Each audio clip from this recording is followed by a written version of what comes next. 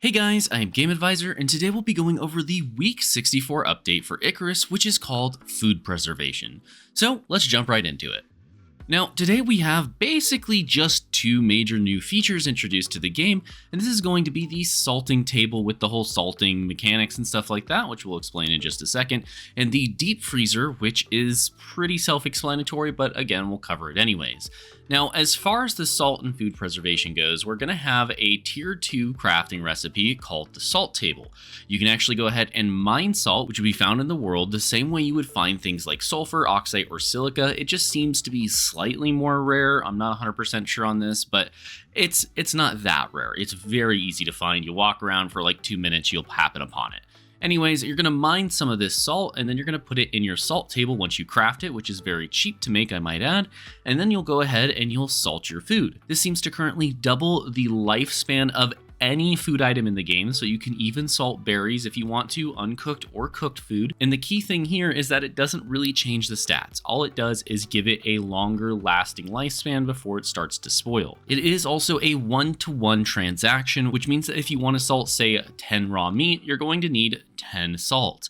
Very simple, very straightforward, but still a really useful item considering how low down in the tech tree it is and how cheap it is to make. After that is the deep freeze, which they really mean a deep freezer, but I think it just got lost in translation here or something like that, but that's whatever. Anyways, you're going to have a deep freezer, which is going to be in your tier 4 crafting tree and is going to require some pretty expensive components. I think there's like 20 platinum and a few other things in there that are a little annoying to get, so you won't really be getting this unless you're going to be using it in open world for most people. But hey, again, it's something that you can make. It's another nice item to have, and it is actually super useful as it makes it so that any item you place inside of it that has a decay timer, that is food of course, is going to have no decay timer, so you can infinitely preserve your food. Now, a fun little bonus thing with this is that it also slowly generates ice, which is nice if you want to take it on the run with you in order to drink water out of it and go ahead and melt it in a campfire or something like that. So it is nice to have, or you can take it and throw it in an ice box if you also happen to have an ice box, which I don't know really why you would bother with those unless you were like taking them with you to store food near a boss or in another biome or something, which even then probably won't see that much use, but hey, it's a cool, nice little bonus feature to have. Now, a cool trick with the actual salting bench, though, is that you can salt food and then place it in an icebox or a freezer, and that will double the lifespan again from its previous timer. So if, say, you know, the freezer or the refrigerator, whatever, not the freezer, the refrigerator is going to give it an extra 100% lifespan. The salt also gives it 100% lifespan, which basically quadruples the lifespan of that food. The same thing works for the ice box, just with less of a multiplier. So they actually multiply off of each other instead of just adding their timers on top of each other.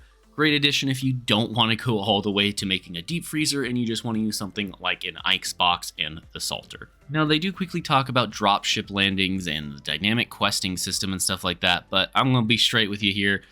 Not really that useful here. Nothing that really is going to matter to you. They're just saying, hey, we're still working on it. Thank you for the feedback. Keep giving it to us. And that's pretty much it. And that's all there is to talk about.